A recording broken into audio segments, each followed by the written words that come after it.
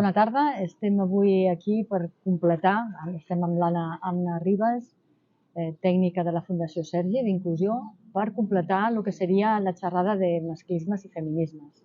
Hem cregut convenient que la Fundació Sergi, amb aquesta experiència, ens aporti unes quantes dades.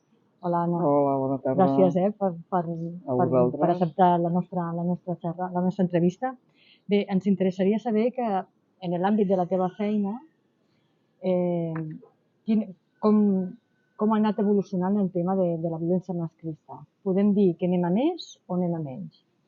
Bé, nosaltres el que des de la Fundació, que tenim els habitatges d'inclusió, un dels projectes és Dones Supervivents. Aleshores, aquest projecte es va crear el 2016 perquè es va detectar que hi havia moltes dificultats per part de moltes dones que havien patit violència masclista o que la patien i estaven en diferents recursos, de diferents pisos d'acollida. Aleshores, el que es detectava és que a l'hora d'haver de sortir d'aquests pisos d'acollida i d'aquests recursos, les dones es trobaven amb la dificultat de l'habitatge. I amb aquesta demanda i detecció d'aquesta mancança es va iniciar el projecte de Dones Supervivents.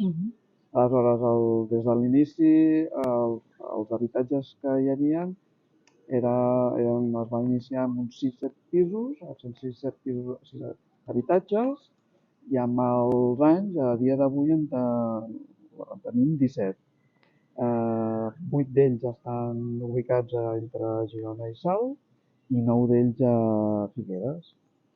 En quant a la pregunta que feies, sí que es detecta que hi ha molta demanda per part de diferents recursos especialitzats, com podria ser el SIAD, que és el Servei d'Informació i Atenció a la Dona, o el CIE, que és el Servei d'Intervenció Especialitzada per a dones que han patit violència masclista, o per serveis socials.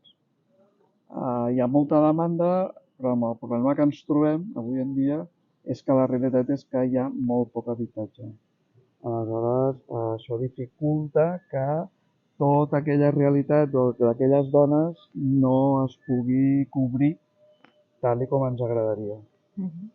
Aquesta és la màxima dificultat. Va en augment, sí que va en augment perquè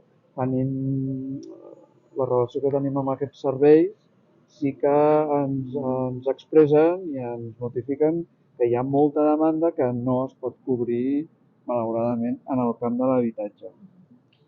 Anna, vosaltres que esteu directament en relació amb aquesta realitat, com us arriben aquestes dones al vostre servei?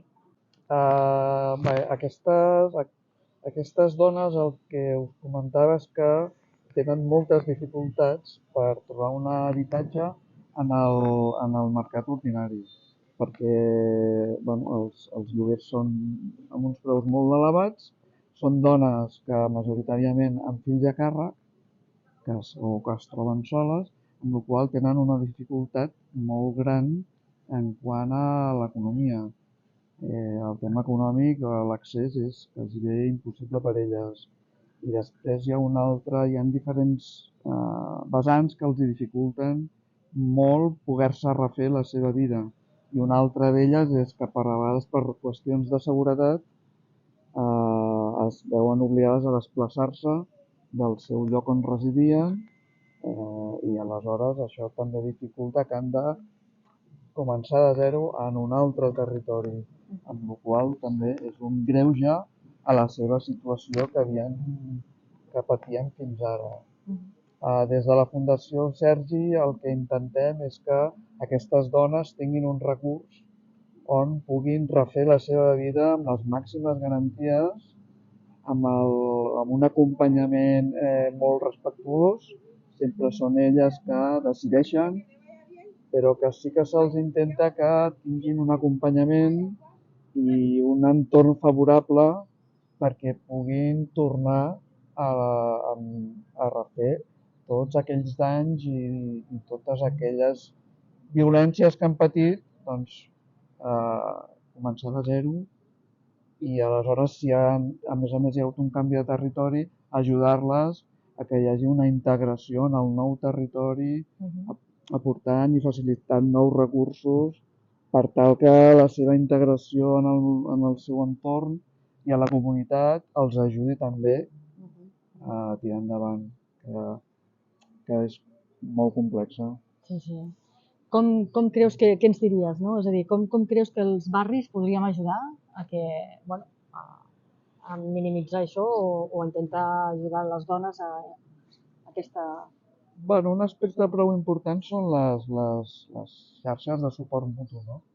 Fer en grups de dones o arrel d'entitats o d'associacions, al qual aquestes dones puguin ser partíceps i que tinguin un suport de tota mena, sobretot un suport col·lectiu que les ajudi a tirar endavant, que les escolti, que les acompanyi perquè se sentin recolzades, escoltades i tinguin un lloc on puguin tenir un altaveu, on elles puguin ser elles mateixes i tornar a caminar de nou.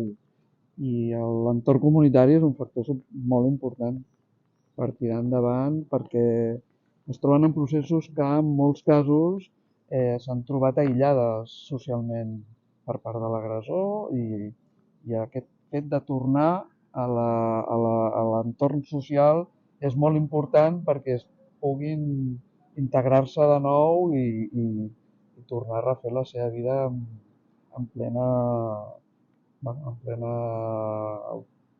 plenitud. Vaja. Ens podries donar un missatge d'esperança per tancar el tema? Bé, l'esperança jo crec que està en que partim de que l'educació i de que l'educació és la base i que la igualtat i els drets siguin els mateixos per tothom, però és un tema de base educacional, comunitari i de treball de fons, de treball de valors i incidir en aquest tema des de que naixem, perquè no hi hagin aquestes diferències en quant a masclisme i altres temes que també incideixen en aquesta vessant i en quant a aquestes dones que s'ha d'entendre que són situacions molt complexes i que des de les institucions o que se'ls pogués facilitar molt més un accés a un habitatge i que no siguin revictimitzades per moltes altres institucions vull dir que el tema de revictimització també és un tema que els hi agreuja en molts casos la seva situació. El haver d'explicar constantment la seva història, no? I que siguin escoltades i enteses des d'un acompanyament molt respectuós i que des de molta part de moltes institucions i serveis que estiguin molt ben coordinats també i que això els hi faciliti l'accés a serveis i a la comunitat i que així elles puguin tirar endavant més fàcilment, que ja és prou difícil, les seves vides. Les seves vides i la dels seus fills i filles, que la majoria d'elles es troben soles amb fills i filles a càrrec. No? Aquest seria una mica el missatge que cal enfortir els valors i també les coordinacions entre entitats i també el suport de la comunitat, que és molt important. Moltes gràcies, Anna, per la teva col·laboració. Ha estat molt útil la informació que ens has aportat. Moltes gràcies a vosaltres.